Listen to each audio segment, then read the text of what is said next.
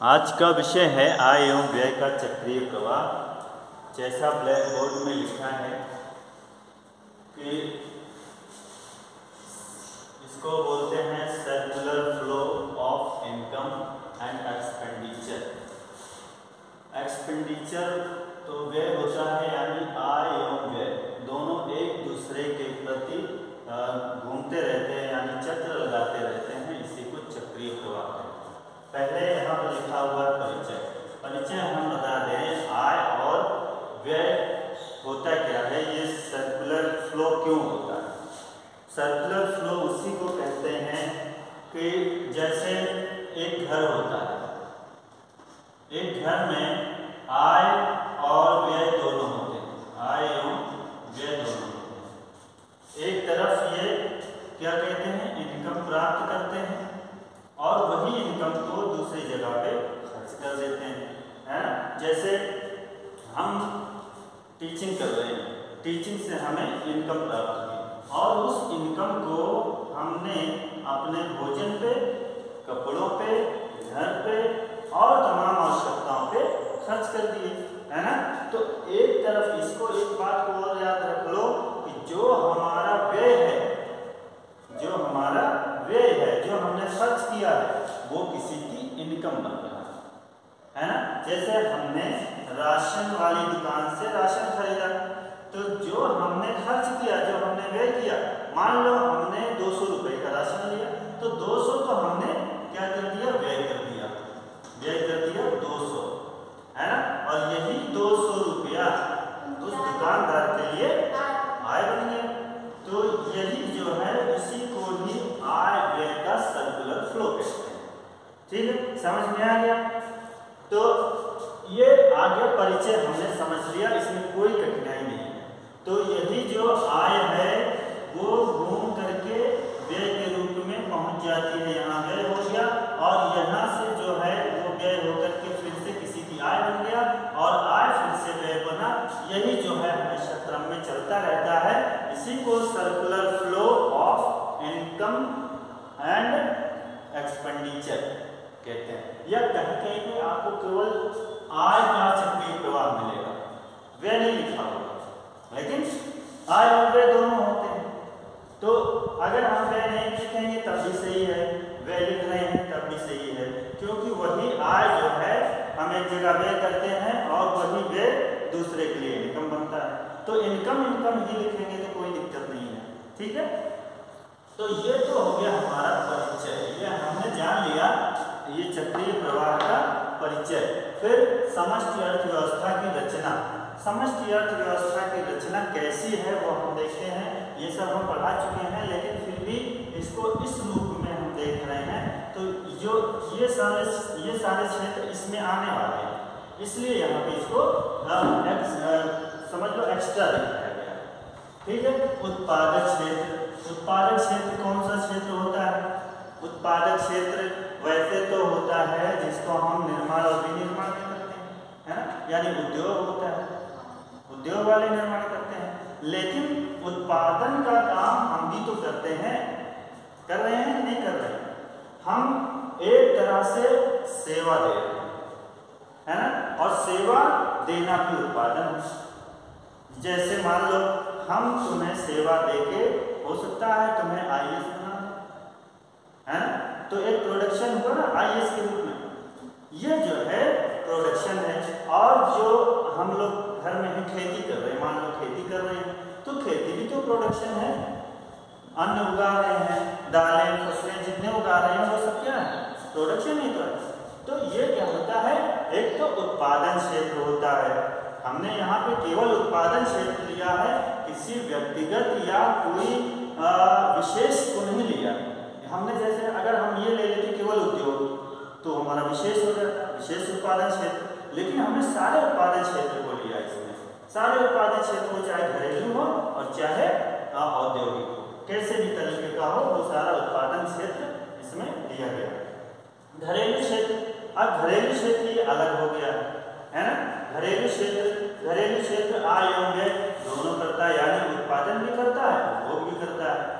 तो आय और व्यय कहाँ करेगा, उपभोग पर, और आय कहाँ से प्राप्त करेगा? उत्पादन से। तो आय और व्यय दोनों करता है। सरकारी क्षेत्र, उसी में सरकारी क्षेत्र भी होता है। सरकार हमें जो अर्थव्यवस्था है उसको नियमित करती है। अगर मान लो गरीबी ज़्यादा है तो क्या करेगी? राशन बंटाएगी, है ना, या और सुविधाएं देगी, घरेलू सड़कें बनवा देगी, या सबको घर प्रोवाइड करा देगा, या इस तरह का तमाम काम करता है। तो वो क्या होता है? सरकार का क्षेत्र होता है। और सरकार निवेश भी करता है, यानी हमारे लिए जॉब भी तैयार करता है ना। तो ये सब जो है सरकारी क्षेत्र है। और शेष विश्व क्षेत्र, अब यहाँ तक तो हमारी बंद अर्थव्यवस्था है, आगे बढ़ रहे हैं, बंद अर्थव्यवस्था, खुली अर्थव्यवस्था। और शेष विश्व क्षेत्र, अभी तक हमने केवल अपने देश तक के ही सीमित रखा। अभी तक हम लोगों ने अपने देश तक ही सीमित रखा। अब हम अपने देश से और आगे भी जा रहे हैं, है ना, अपने देश से और आगे, यानी संपूर्ण विश्व को ले रहे हैं, पूरा विश्व। अब हम केवल भारत में ही सीमित नहीं है, पूरा विश्व के ले रहे हैं। विश्व को कैसे लेंगे? विश्व को क्यों इसमें शामिल कर रहे हैं? ऐसा नहीं है कि विश्व से हमारा लेन देन नहीं होता है, विश्व से भी हम लेन देन कर रहे हैं ना, खरीद कर रहे हैं। यानी उस खरीद को हम क्या बोलते हैं? आयात और निर्यात। निर्यात करते हैं यानी हम अपने वस्तुएं विदेशों को बेचते हैं, और विदेशों से जब वस्तुएं लेते हैं तो वो आयात कहलाता है। और निर्यात करते हैं तो हमें विदेशी मुद्रा मिलती है, और आयात करते हैं तो विदेशी मुद्रा हमारी चली जाती है ना। इसलिए हम इसको शेष विश्व का क्षेत्र कह रहे हैं, यानी ये सब अभी हमारे इसमें आने वाले हैं चक्रीय प्रवाह में, ठीक है। शेष विश्व और वित्तीय क्षेत्र, एक अलग क्षेत्र बना दिया गया, वित्तीय क्षेत्र। वित्तीय क्षेत्र का मतलब है उसमें केवल वित्तीय क्षेत्र होता है, उसमें केवल वित्त या मुद्रा से संबंधित बातें होती हैं, और कोई चीज का उसमें मतलब नहीं होता, यानी वस्तुएं और सेवाओं को उसमें शामिल नहीं करते, है ना। उसमें केवल और केवल वित्तीय या मुद्रा से संबंधित, जैसे एग्जाम्पल के तौर पे मान लो बैंक है हमारी, बैंक हमारी क्या है? केवल मुद्रा का लेन देन करती है कि नहीं? फिर अगर गेहूं लेके जाओ तो वो खरीद लेगा? नहीं खरीदता है। पैसे लेके जाओ तो जमा कर लेता है, लेकिन हमारा अकाउंट होगा तो, है ना, तो वो क्या करता है? ये वित्तीय क्षेत्र होता है। टैक्सेशन, ये हमारा वित्तीय क्षेत्र होता है। तो इस तरह के जो भी क्षेत्र हैं वो वित्तीय क्षेत्र होते हैं। अब नेक्स्ट, यहाँ तक हमने समझ लिया कि हमारी अर्थव्यवस्था में इस तरह के इतने क्षेत्र होते हैं, हमें जो इसमें पढ़ना है, और विस्तार से पढ़ेंगे। अभी ये लोग जो आए हैं इनको थोड़ा सा समझने में देर लगे, है ना, कोई बात नहीं। अब यहाँ से समझो, पीछे का छोड़ दो, कुछ नहीं था पीछे, यहाँ से पढ़ो, सब आ जाएगा। अब हम बंद अर्थव्यवस्था की बात कर रहे हैं। बंद अर्थव्यवस्था किसको कहते हैं? बंद अर्थव्यवस्था वो होती है जिसमें कि किसी विश्व से लेन देन ना किया जाए, केवल अपने देश में लेन देन किया जाए, यानी आयात और निर्यात बिल्कुल नहीं। 1990 तक हमारी अर्थव्यवस्था ऐसी ही थी, बंद अर्थव्यवस्था थी। बंद अर्थव्यवस्था में बहुत ज़्यादा रिस्ट्रिक्शंस होते हैं, यानी जो रुकावटें होती हैं, बहुत ज़्यादा रोक होती है उसको। अब रोक कैसे होते हैं? जैसे अगर बंद अर्थव्यवस्था है तो लाइसेंसिंग प्रणाली रहेगी, बहुत कठिन रहती है। लाइसेंसिंग प्रणाली अब भी है, लेकिन उतनी कठिन नहीं है, बहुत सिंपल है। वो उस समय इतनी कठिन थी कि जो सरकार चाहेगी आप वही कर सकते हो, अन्यथा आप नहीं कर सकते। यानी बहुत ज़्यादा कठिनाई थी प्रोडक्शन में, या किसी भी उद्योग लगाने में बहुत ज़्यादा कठिनाई थी। तो उसको हम क्या बोलते हैं? बंद अर्थव्यवस्था। और बंद अर्थव्यवस्था में विदेशों से कोई लेन देन नहीं होता, केवल अपने देश के ही लेन देन होता है। जैसे मान लो हमारा एक पड़ोसी भाई है, परिवार में हमारे एक पड़ोसी परिवार है और एक हमारा परिवार। अगर हम अपने ही परिवार में लेन देन कर रहे हैं, इससे कोई लेना देना नहीं है, तो ये क्या कहलाएगा? बंद अर्थव्यवस्था, है ना। और अगर इससे भी लेन देन कर रहे हैं तो क्या कहलाएगा? खुली अर्थव्यवस्था, है ना। जब खुली अर्थव्यवस्था होती है तो खुली अर्थव्यवस्था में हम विदेशों से भी लेन देन करते हैं, यानी आयात और निर्यात होता है। 1991 से हम खुली अर्थव्यवस्था को अपनाए हुए हैं। ठीक है, तो खुली अर्थव्यवस्था और बंद अर्थव्यवस्था ये भी समझ में आ गया है ना। ये सब इसलिए समझा रहे हैं क्योंकि अभी इसमें आएगा, ये चक्रीय प्रवाह में पढ़ना पड़ेगा, तो ये सब अभी से समझ लो तो वहां पे हमें ज्यादा मेहनत नहीं करनी पड़ेगी। अब देखो परिभाषा, परिभाषा का मतलब यही है, देखो आय एवं व्यय का चक्रीय प्रवाह, वही जो परिचय है वही उसकी परिभाषा है।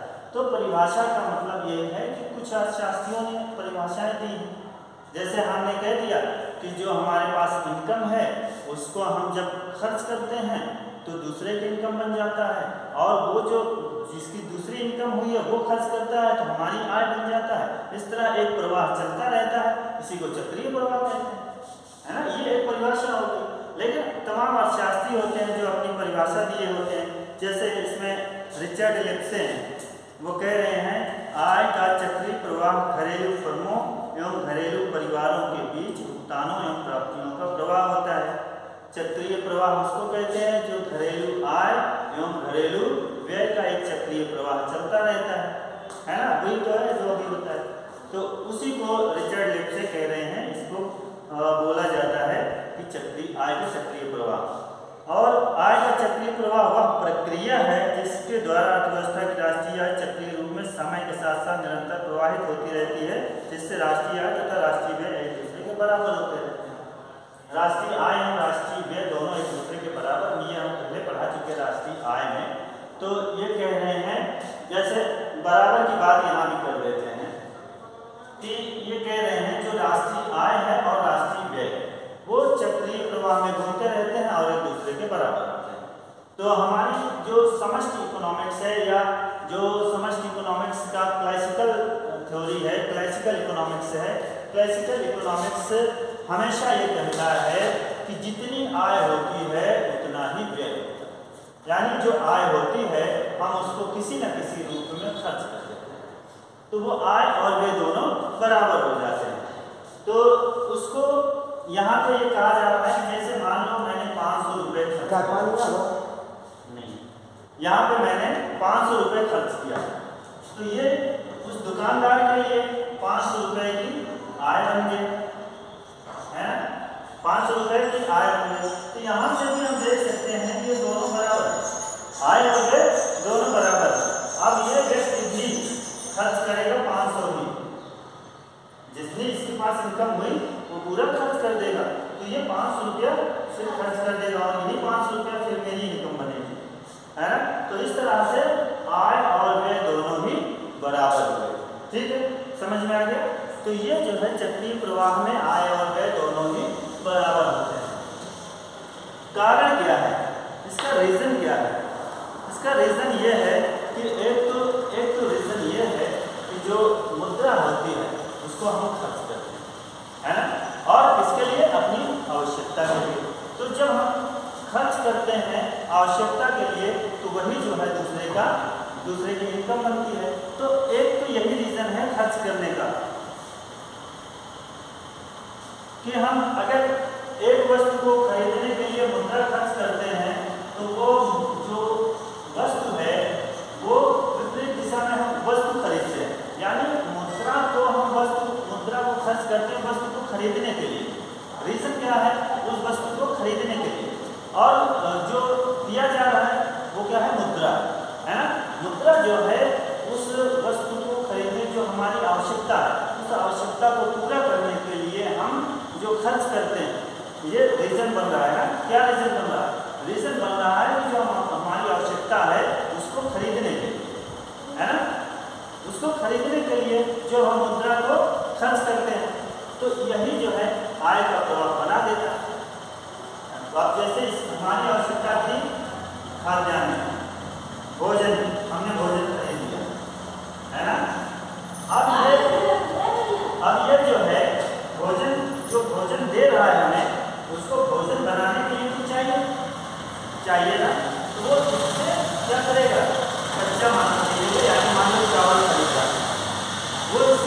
चावल खरीद लेगा। तो अब ये चावल खरीद कर खर्च किया, तो इसका रीजन क्या है? कच्चा माल। हमारा रीजन क्या है? भोजन, है ना। तो हम अपनी आवश्यकता की पूर्ति के लिए खर्च करते हैं, तो वही जो आवश्यकता की पूर्ति है वो हमारा रीजन बन रहा है ये मौद्रिक प्रवाह को घुमाने में। तो कुल मिला के यही कह लो कि जो हमारी आवश्यकताएं हैं वो आवश्यकताएं ही इस मुद्रा प्रवाह को जन्म देती हैं। ठीक है। दूसरा कारण यह हो सकता है कि एक क्षेत्र से जो प्राप्तियां मिलती हैं वो दूसरे क्षेत्र को किए जाने वाले भुगतान के बराबर होती हैं। तो ये जो एक क्षेत्र से मिलती है वो दूसरे को भुगतान किए जाने वाले के बराबर है, यानी जितना हम खर्च कर रहे हैं और जितना हम प्राप्त कर रहे हैं उतना खर्च कर रहे हैं, ये दोनों बराबर होती हैं। तो ये जो है कुल मिला के आवश्यकताएं जो है वही हमारा रीजन है, एक सबसे ज़्यादा बड़ा समझ है ना। ठीक है, समझ में आ गया? जहाँ कहीं नहीं आए वहाँ बता दिया, तो मैं तुरंत बता दें। अब एक बात और बता दें, वास्तविक प्रवाह और मौद्रिक प्रवाह। वास्तविक प्रवाह क्या है? वास्तविक प्रवाह यह है कि जब हम वस्तुओं का ही प्रवाह करते हैं, जब वस्तुएं और सेवाओं का प्रवाह होता है तो वो वस्तुओं का प्रवाह, वो वास्तविक प्रवाह है ना, रियल फ्लो। और यह मौद्रिक प्रवाह वो होता है जहाँ पर केवल मुद्रा का प्रवाह होता है, जैसे बैंकिंग सेक्टर। जो बैंकिंग सेक्टर है उसमें क्या होता है कि हमने मुद्रा जमा किया और मुद्रा ये है वापस निकाल, है ना, ये क्या है? मौद्रिक प्रवाह। और वास्तविक प्रवाह क्या है? वास्तविक प्रवाह वो है जहाँ पर कि हमें वस्तुओं से ही वस्तुओं का आदान प्रदान हो। जैसे हमने चावल दिया होटल वाले को, होटल वाले को क्या दिया? हमने चावल दिया और उसने हमें भोजन दिया, तो ये क्या हो गया? है ना, वास्तविक हो गया, यानी वस्तुओं से ही वस्तुओं का आदान प्रदान हो रहा है। तो अब हालांकि ऐसा सिस्टम है नहीं, अब तो हमारा सारा का सारा मौद्रिक सिस्टम है। अब हम चावल की कीमत लगा लेते हैं और उसकी कीमत ले लेते हैं, चावल की कीमत ले लेते हैं, फिर उस जो भोजन हम करते हैं तो उस भोजन की कीमत पैसों के रूप में दे देते हैं, है ना।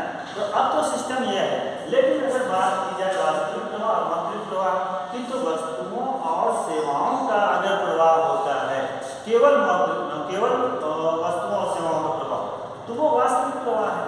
और केवल मुद्रा का प्रवाह हो तो वो क्या है? मौद्रिक प्रवाह है।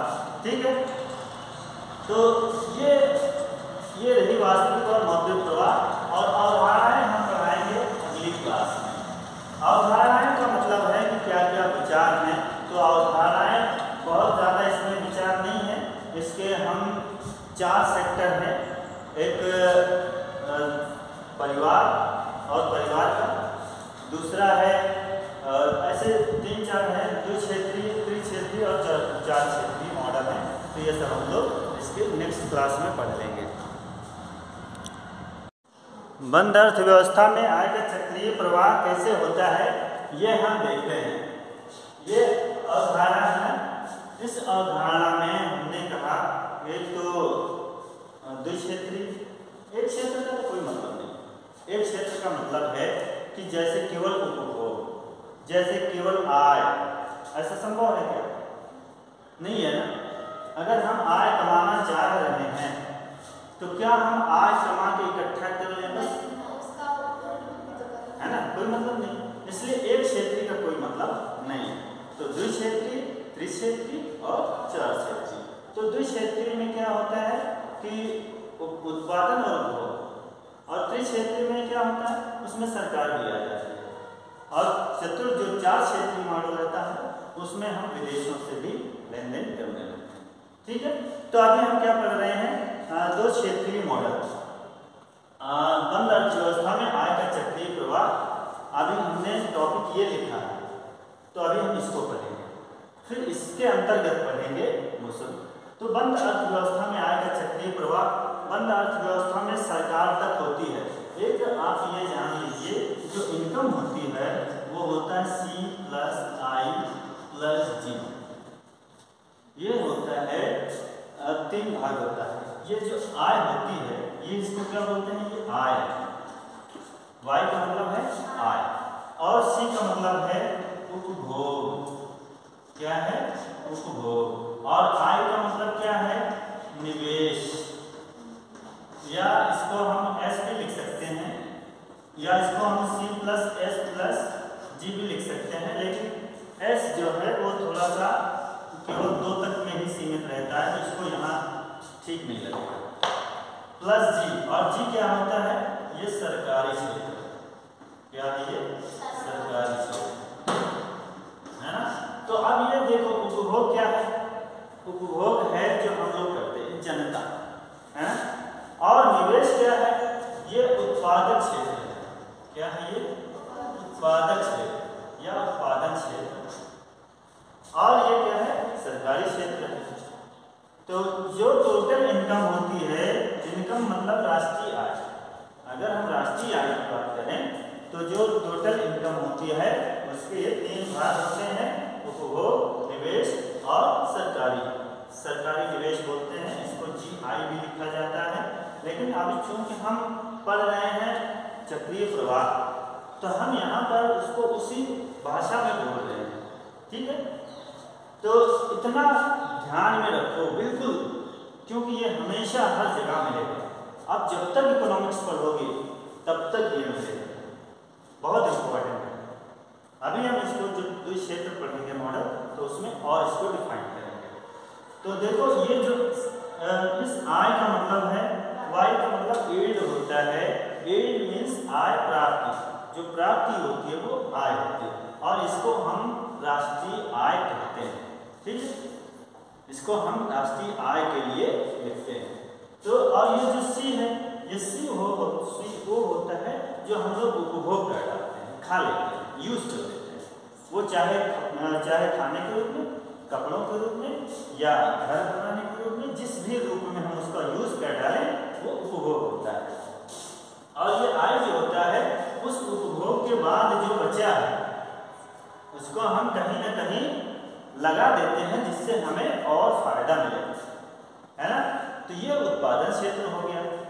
और ये सरकारी, इसमें सरकार भी रहती है, चूंकि एक देश की बात है तो उसमें सरकार भी रहती है। तो यहाँ तक हमारा 3 क्षेत्रीय है, और अगर हम इसको हटा दें तो हमारा बचता है 2 क्षेत्रीय। और अगर इसी में हम ये भी जोड़ दें y = c + i + g + x - m, तो ये हमारा 4 क्षेत्रीय मॉडल बन जाता है, ठीक है। तो 2 क्षेत्रीय में कौन कौन सा हुआ? 2 क्षेत्रीय यहीं से समझ लो। 2 क्षेत्रीय में y = c + i, और 3 क्षेत्रीय में 3 क्षेत्र शामिल हो रहे हैं इसमें, तो y = c + i + g। और 4 क्षेत्रीय मॉडल में क्या होगा? जब 4 क्षेत्र की बात होगी तो उसमें क्या होगा? y = c + i + g + x - m। ये x - m जो है वो निर्यात माइनस आयात, जो हम यहाँ से निर्यात कर रहे हैं माइनस जो वहाँ से हम खरीद रहे हैं, ये निर्यात माइनस आयात होता है, ठीक है। वहीं कहीं रखा है। तो ये तो हमने पढ़ लिया। अब हम चल रहे हैं, हाँ, हमें बंद अर्थव्यवस्था हमने पढ़ लिया। तो ये जो 2 क्षेत्र होते हैं, 1 2 3, ये तो होते हैं बंद अर्थव्यवस्था, है ना। यहाँ पे अर्थव्यवस्था में किसी भी तरीके से विदेशों की कोई दखलंदाजी नहीं है ना, विदेशों से कोई लेना देना नहीं है। लेकिन जैसे यहाँ 4 क्षेत्रीय मॉडल में आते हैं, तो वहाँ पे हम देख रहे हैं ये भाई साहब यहाँ आ गए, है ना। तो ये विदेश है, विदेशों से लेन देन है, शुद्ध आय, विदेशों से जो शुद्ध आय मिली है वो है। हालांकि हमने राष्ट्रीय आय में पढ़ाया, तो ये x - m जैसे ही आया वैसे ही ये खुली अर्थव्यवस्था हो गया, है ना। विदेशों से जहां लेन देन शुरू हुआ खुली अर्थव्यवस्था हो गई, है ना। तो चलो अब इसी को हम देख रहे हैं। पहले बंद अर्थव्यवस्था में 2 क्षेत्रीय मॉडल, बंद अर्थव्यवस्था में 2 क्षेत्रीय मॉडल देखते हैं। तो 2 क्षेत्रीय मॉडल में हम यहाँ पे लिख ले रहे हैं दो क्षेत्रीय मॉडल। दो क्षेत्रीय मॉडल में क्या क्या है पहले ये देखो। दो क्षेत्रीय मॉडल में क्या क्या है, सी और आई, है ना, यानी उपभोक्ता और उत्पादक दो ही है, केवल उपभोक्ता और उत्पादक। जैसे एक घर में एक बाप और एक बेटा दो ही, तो वो क्या है, बाप जो है वो कमा रहा है और बेटा है ना, तो वो बाप उत्पादन हो गया। वेरी गुड, ये बाप उत्पादन कर रहा है, कमा रहा है और बेटा उसको खा रहा है। तो वही दो क्षेत्रीय मॉडल में ये क्या है हमारा उत्पादन क्षेत्र और ये क्या है उपभोग क्षेत्र, है ना, ये आई है और ये सी है, ठीक है। तो अब ये कैसे होता है, चक्रीय प्रवाह कैसे होता है ये देखना है, चक्रीय प्रवाह कैसे होता है। तो चक्रीय प्रवाह में हम देखते हैं कि ये जैसे उत्पादक है, तो अर्थव्यवस्था में हमें जब हम फर्स्ट ईयर में माइक्रो इकोनॉमिक्स पढ़े होंगे तो वहाँ पे हमने बताया होगा कि हम सबसे पहले उपभोग करते हैं,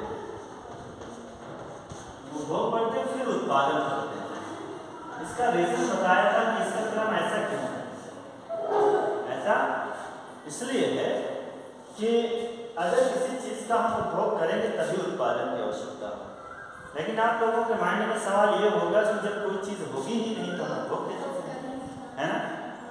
तो अगर कोई चीज़ है ही नहीं तो हम उसको कैसे जानेंगे कि पहले इसका उत्पादन करना है कि उपभोग करना है, नहीं जानेंगे। तो हम क्या एक क्रम में जानते हैं, तो जो चीज़ उपस्थित है पहले हम उसका उपभोग करते हैं फिर उसके उत्पादन की बात करते हैं, है ना।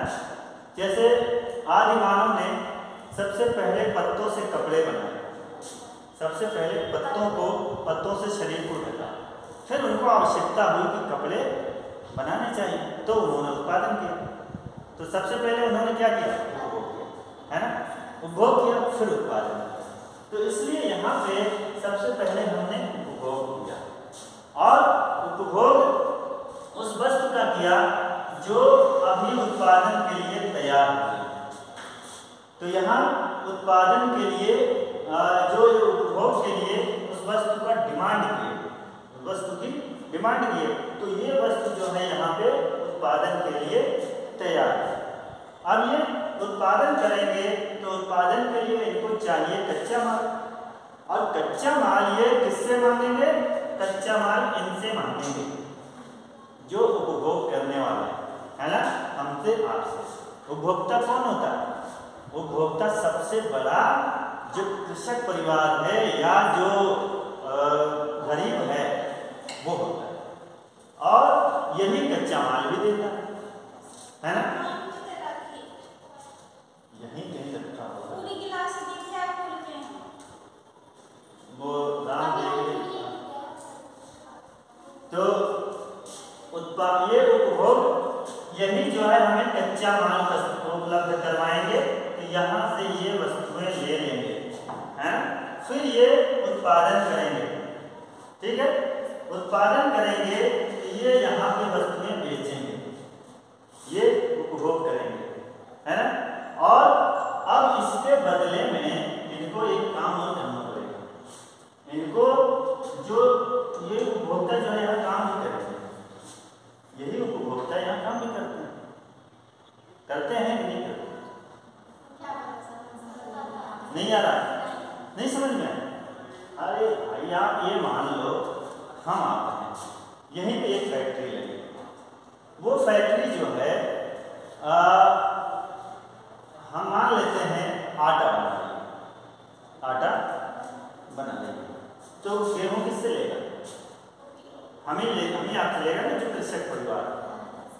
कृषक परिवार से ये कच्चा माल गेहूँ लिया और उस गेहूँ को आटा बनाने के लिए हमें लोगों में से ही तो किसी को काम पर लगाएगा, खुद तो करेगा नहीं, कर लेगा।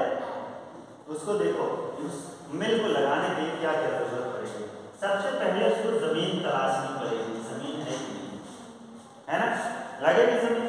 और जमीन के बाद उसको चाहिए पैसा, यानी पूंजी चाहिए कि नहीं चाहिए, पूंजी चाहिए तभी तो मशीन खरीदेगा। अब मशीन भी खरीद लिया, अब उसको क्या चाहिए, लेबर, है ना, लेबर यानी श्रम। और फिर लास्ट में उसका आएगा जो वो साहसी खुद है, जो वो खुद है उसको हम बोलते हैं साहसी, है ना। ये चार चीजें चाहिए प्रोडक्शन के लिए। अब इस प्रोडक्शन में उसने जमीन को, ये जमीन को कुछ देगा कि नहीं देगा, है ना, जमीन का किराया देगा, उसकी होगी तो कोई बात नहीं, लेकिन अगर उसकी नहीं है तो किराया तो देगा। तो इसको क्या देगा, इसको हम अर्थशास्त्र की भाषा में लगान बोलते हैं। क्या बोलते हैं, लगान बोलते हैं। और जो पूंजी है ये तो है नहीं उसके पास करोड़ 2 करोड़ होगी, नहीं होगी, बैंकों से उधार लिया तो उसको क्या देना पड़ेगा, ब्याज देना पड़ेगा कि नहीं, ब्याज देगा। और जो श्रमिक है ये तो है नहीं कि वो सारा का सारा खुद ही प्रोडक्शन कर लेगा, कि कर लेगा, कहेंगे कि मम्मी तुम भी आ जाओ, भैया तुम भी आ जाओ, सब लोग मिलकर कर लेंगे, होगा ऐसा, नहीं होगा। श्रमिक लगाएगा तो उसको श्रमिक को क्या देगा, मजदूरी देगा, और ये खुद जो अपना प्राइस पाएगा, बाकी जो बचेगा वो खुद अपना देगा। तो ये 3 चीजें तो उसको देनी पड़ेगी। 3 चीजें किसको देगा, कुल मिला के इनके पास आएंगी, ये तीनों चीजें कुल मिला के इन्हीं के पास आएंगी। जिसके गांव में जमीन खरीदी जाएगी वही उसको उसकी लगान मिलेगा, और जो उसके गांव में बैंक होंगे या जो वो होंगे तो उन्हीं को ये ब्याज भी मिलेगा। तो कुल मिला के इनको खर्च करना है कहाँ पे, लगान प्लस ब्याज प्लस मजदूरी, ये 3 चीजों पे इन्हें खर्च करना है। बाकी जो बचेगा इसको भी तो कुछ चाहिए। अगर तुम्हें भेज दिया जाए दूसरे में काम कर दोगे, नहीं ना, तो ये इसको चाहिए।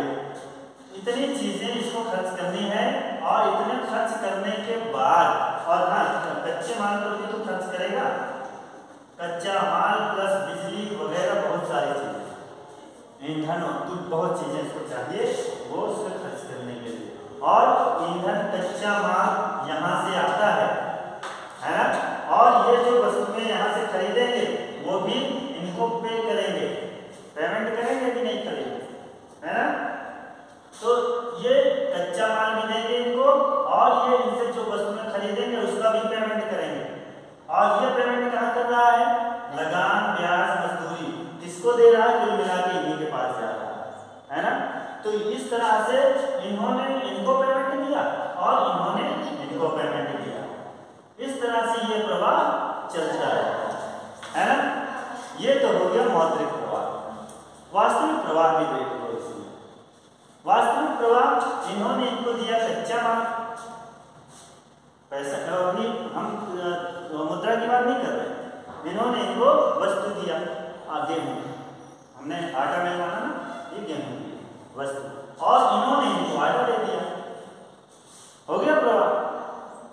तो अब ये इनको आटा देते रहेंगे, इनको गेहूं देते रहेंगे, ये एक प्रवाह चलता रहेगा, ठीक है। ये हो गया वास्तविक प्रवाह। और मौद्रिक प्रवाह वो हो गया कि ये जो है इनसे वस्तुएं खरीदेंगे, पैसा इनके पास जाएगा, और ये जो है इनको ब्याज लगान के रूप में इनको देंगे। तो इस तरह से ये प्रवाह चलता है, ठीक है। अब आ गया समझ में, और कोई प्रॉब्लम? त्रिक्षेत्रीय मॉडल में ये भी एक बंद अर्थव्यवस्था के अंतर्गत होता है। इसका सूत्र है y=c+i+g। अभी हमने जो 2 क्षेत्रीय मॉडल पढ़ा था उसमें c+i था, यानी g नहीं था। अब यहाँ पर जो त्रिक्षेत्रीय मॉडल है उसमें सरकारी क्षेत्र भी शामिल कर लिया गया। तो जब सरकारी क्षेत्र शामिल हो जाता है तो थोड़ा सा जो इसका स्टडी का जो तरीका है वो और थोड़ा सा सघन हो जाता है, थोड़ा लंबा हो जाता है, लेकिन प्रॉब्लम नहीं है। देखते हैं त्रिक्षेत्रीय मॉडल में क्या क्या शामिल होता है। तो पहले देखो घरेलू क्षेत्र है, सरकारी क्षेत्र है, व्यापारिक क्षेत्र है। अभी हमने पढ़ा था घरेलू क्षेत्र और व्यापारिक क्षेत्र का, यानी व्यापारिक क्षेत्र हमारे लिए रोजगार उपलब्ध कराता है और उस रोजगार के बदले में हमें वो मुद्रा देता है, और जो घरेलू क्षेत्र होता है वो व्यापारिक क्षेत्र के लिए साधन उपलब्ध कराता है। इस प्रकार एक प्रवाह चलता रहता है, तो ये दो क्षेत्रीय प्रवाह होता है। आज इसमें जब सरकारी क्षेत्र आ जाता है तो वो देखते हैं कैसे होता है। पहले घरेलू क्षेत्र का देखो, साधनों को प्रतिफल लिए साधन उत्पादन के साधन उपलब्ध कराता है व्यापारिक क्षेत्र को, और व्यापारिक क्षेत्र उसके बदले में साधनों का प्रतिफल, वो चाहे लगान हो, चाहे मजदूरी हो और चाहे ब्याज हो, इसके रूप में वो घरेलू क्षेत्र को उपलब्ध कराता है। अब ये घरेलू क्षेत्र से और सरकारी क्षेत्र का क्या नाता है। घरेलू क्षेत्र जो है डायरेक्ट टैक्स सरकार को देता है। डायरेक्ट टैक्स का मतलब है जैसे आयकर हो गया या और इस तरह के जितने भी टैक्सेस होते हैं वो सरकार को देता है।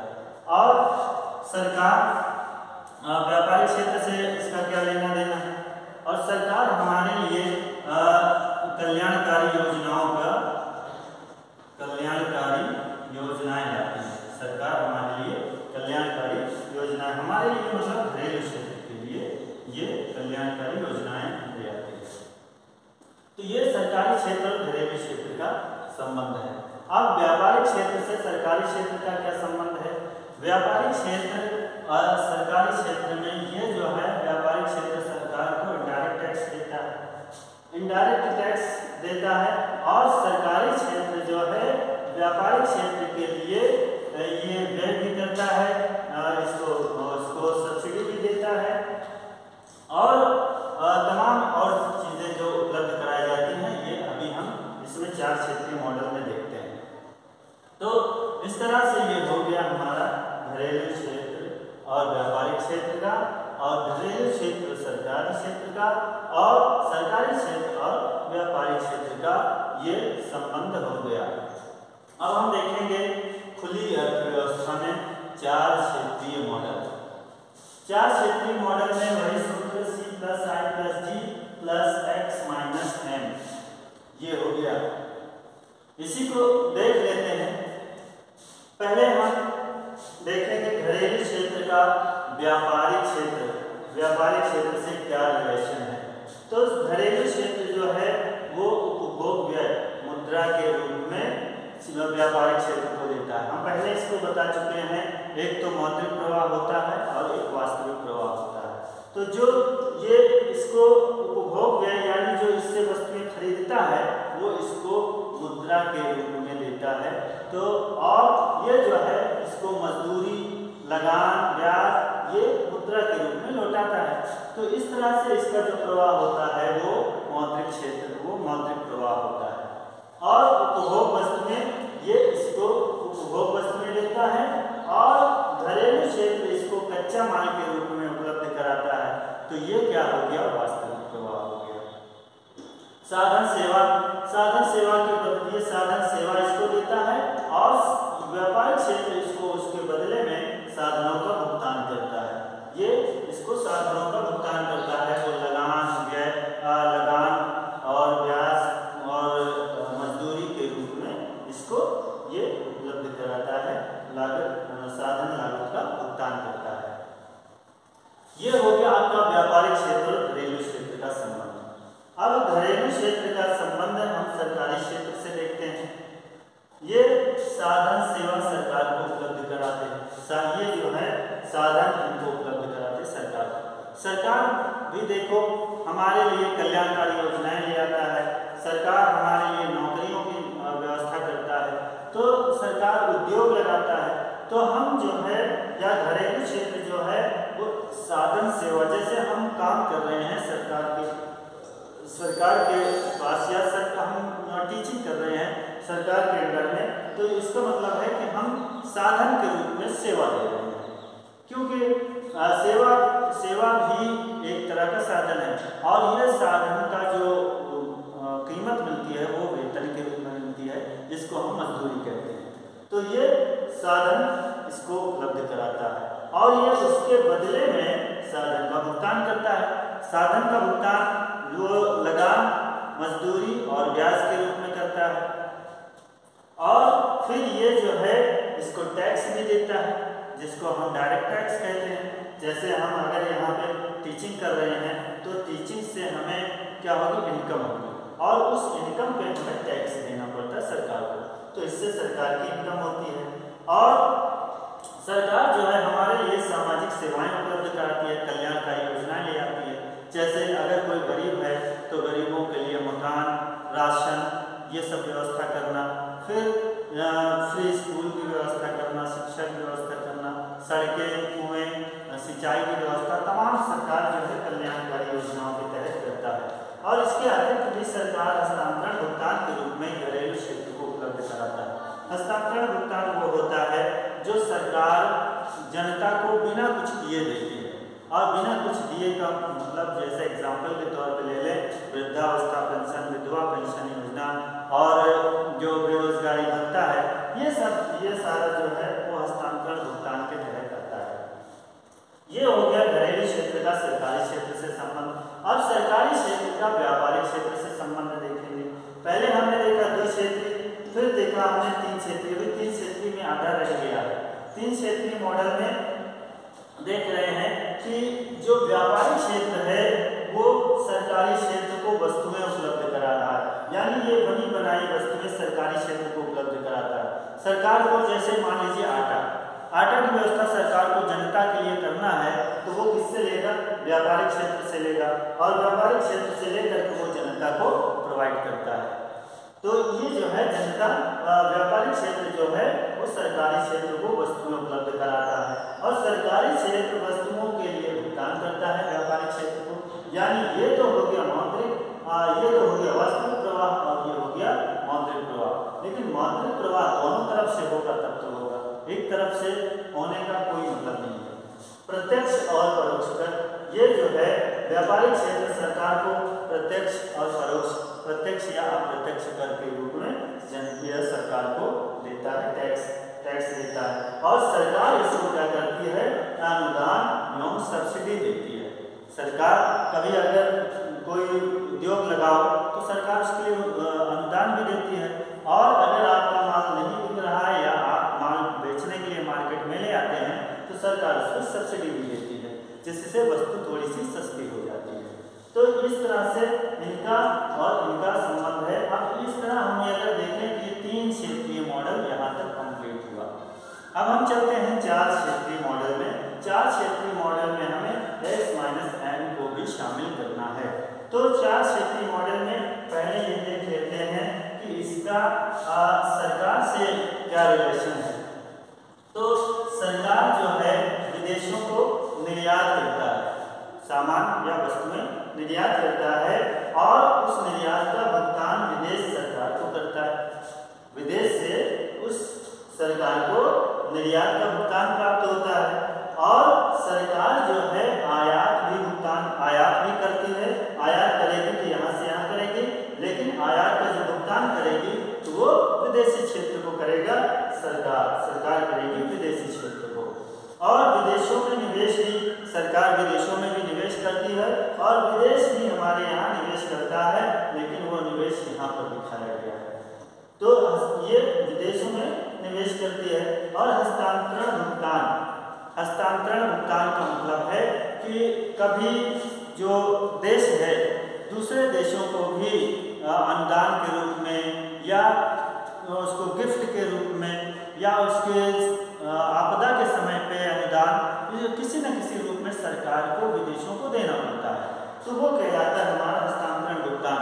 यानी वो किसी तरीके का कोई दिखावा नहीं होता, वो किसी के बदले में नहीं होता है, वो सरकार की तरफ से फ्री होता है, तो हम उसको हस्तांतरण भुगतान कहते हैं।